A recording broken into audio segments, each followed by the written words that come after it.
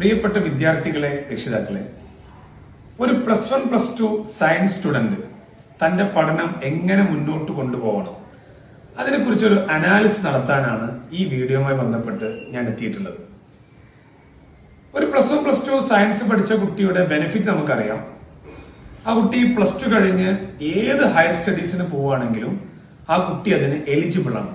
അതായത് ഒരു +2 കൊമേഴ്സ് കഴിഞ്ഞ കുട്ടിയാണെങ്കിലും +2 ഹ്യൂമാനിറ്റീസ് കഴിഞ്ഞ കുട്ടിയാണെങ്കിലും അവർക്കെല്ലാം പോകാൻ പറ്റുന്ന കോഴ്സുകൾ ഒരു +2 സയൻസ് കുട്ടിക്ക് പോകാൻ പറ്റും.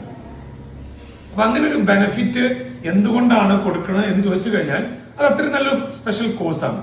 ഒരു കുട്ടി +1 +2 സയൻസ് പഠിച്ചു എന്ന് പറഞ്ഞാൽ ആ കുട്ടി ഏബിൾ ആണ് എന്നതിന്റെ ഒരു സൂചനയാണ് ആ ഒരു ഇൻഡിക്കേഷൻ. ഇനി +2 സയൻസ് പഠിച്ചതിന് ശേഷം ഒരു കുട്ടിക്ക് പല പല കോഴ്സുകൾ ഉണ്ടല്ലോ. ആ കോഴ്സുകളിൽ ഒരു 90% കോഴ്സുകളും കോമ്പറ്റേറ്റീവ് എക്സാമിന്റെ ബേസിലാണ്. പലതരം കോമ്പറ്റേറ്റീവ് എക്സാമുകൾ നമ്മൾ കേട്ടിട്ടുണ്ടാവും. NEET, JEE, KEAM, CUET, CUSAT, AIIMS, അങ്ങനെ ഒരുപാട് നിങ്ങൾ ഈ പറഞ്ഞ കോമ്പറ്റേറ്റീവ് എക്സാമുകൾ പോയിട്ടുണ്ടാവും. ഇനി പുതിയ ഒരു ട്രെൻഡ് വരാൻ പോകുന്നത് ഏത് കോളേജിലോട്ടും ഒരു കുട്ടി അഡ്മിഷൻ എടുക്കണമെങ്കിൽ ആ കുട്ടിയുടെ +2 മാർക്ക് മാത്രമല്ല അവർ നടത്തുന്ന ഒരു കോമ്പറ്റേറ്റീവ് എക്സാം കൂടി എഴുതിപ്പിച്ച് അതൊരു ക്വാളിഫിക്കേഷൻ മാനദണ്ഡമായി വെച്ചുകൊണ്ട് എന്ത് ചെയ്യണം, അഡ്മിഷൻ എടുക്കണം എന്ന തീരുമാനത്തിലോട്ട് എത്തിക്കൊണ്ടിരിക്കുകയാണ്. അതിന്റെ ഭാഗമായിട്ടാണ് CUET ഒക്കെ എത്തിയത്, സെൻട്രൽ യൂണിവേഴ്സിറ്റി എൻട്രൻസ് ടെസ്റ്റ്.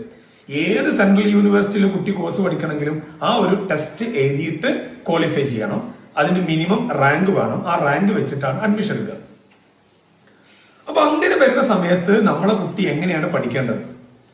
ഒരു സീരിയസ് ആയ വലിയ ലക്ഷ്യങ്ങൾ വെച്ചിട്ടാണ് നമ്മൾ പഠിക്കണതെങ്കിൽ, എന്റെ കുട്ടി പഠിക്കണതെങ്കിൽ, അല്ലെങ്കിൽ ആ കുട്ടി സ്വയം മനസ്സിലാക്കുന്നതെങ്കിൽ ആ കുട്ടി പഠനവുമായി ബന്ധപ്പെട്ട് ശ്രദ്ധിക്കേണ്ട ചില കാര്യങ്ങളുണ്ട്. അതിനൊരു ചെറിയൊരു കണക്ക് ഞാൻ അവതരിപ്പിക്കാം. ഇപ്പൊ നീറ്റ് എന്നൊരു എക്സാം ഉണ്ട്. നീറ്റ് എക്സാമിന് ക്വാളിഫൈ ചെയ്യുന്ന കുട്ടികളുടെ ഒരു പെർസെന്റേജ് നോക്കുകയാണെങ്കിൽ ഈ +1 +2 രണ്ട് രീതിയിൽ കേരളത്തിൽ കുട്ടിക്ക് പഠിക്കാം. ഒന്ന്, സ്റ്റേറ്റ് ബോർഡിന്റെ എക്സാം എഴുതിയിട്ടും പഠിക്കാം, CBSE ബോർഡിന്റെ എക്സാം എഴുതിയും പഠിക്കാം.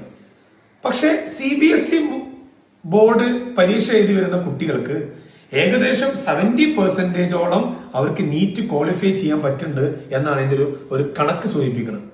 എന്നാൽ നമ്മുടെ കേരള സ്റ്റേറ്റ് ബോർഡിലോട്ട് എത്തുകയാണെങ്കിൽ അതിന്റെ പെർസെന്റേജ് ഇതിനേക്കാളും വളരെ കുറവാണ്.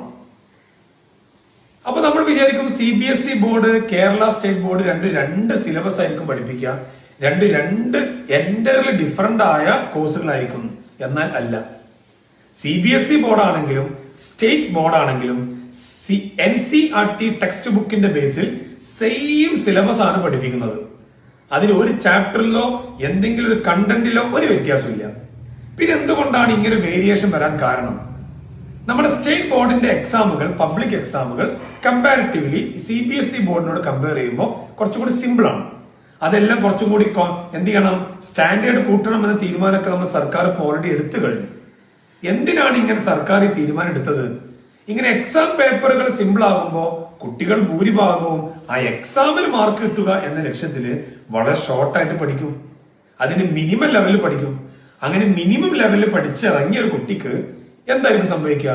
ഒരു കോമ്പറ്റേറ്റീവ് എക്സാമും നല്ലപോലെ എഴുതാനോ അതിൽ ഉയർന്ന റാങ്ക് വാങ്ങാനോ കഴിയുന്നില്ല.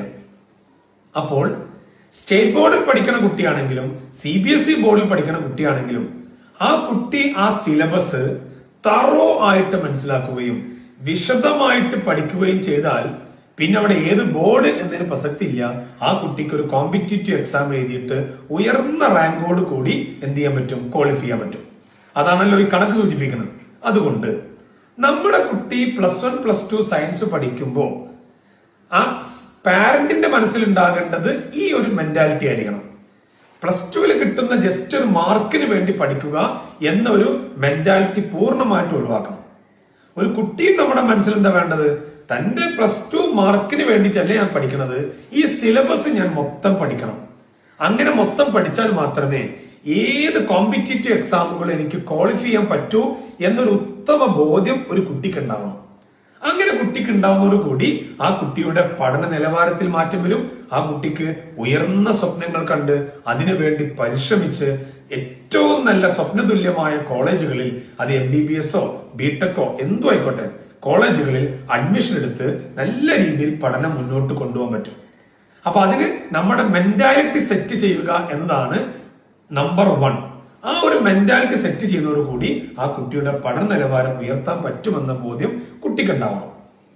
ഈ രീതിയിൽ ഒരു +1 +2 സയൻസ് കുട്ടി ചിന്തിച്ചു തുടങ്ങിയാൽ ആ കുട്ടിയുടെ ഭാവി അത്രയും കളർഫുൾ ആയിരിക്കും എന്ന രീതിയിൽ മനസ്സിലാക്കണമെന്നാണ് ഈ വീഡിയോയിലൂടെ എനിക്ക് പറയാനുള്ളത്. സോ നന്നായി പഠിക്കുക, ഉഷാറാക്കുക. വെറും ബോർഡ് എക്സാമിന് മാർക്കിന് വേണ്ടി മാത്രം പഠിക്കാതെ സിലബസ് മൊത്തം കവർ ചെയ്ത് ഉഷാറായിട്ട് പഠിക്കുക. Thank you all.